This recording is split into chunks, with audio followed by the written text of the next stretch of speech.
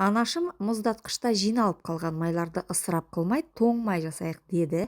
Табиғи май таза өнім, яғни қойдың, сиырдың әсіресе соғымнан қалған іш майларды шыжғырып, тоң май жасаймыз.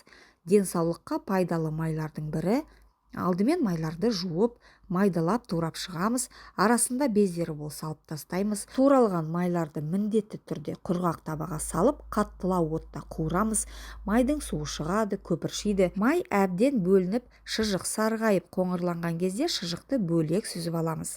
Майды сүзгіден банкіге өткізіп алып, қақпағын жапсақ, сақтауға да ыңғайлы. Тоңазытқышта да өте ұзақ сақталады. Кез келген тағамға қуырған кезде пайдаланса болады, немесе самса, бауырсақ, қаттама, әсіресе ши бауырсақтарға да сұйық майдың орнына жағып, құйып қолдануға болады. Қазақтың қазаны майлы, көңілі жайлы болсын.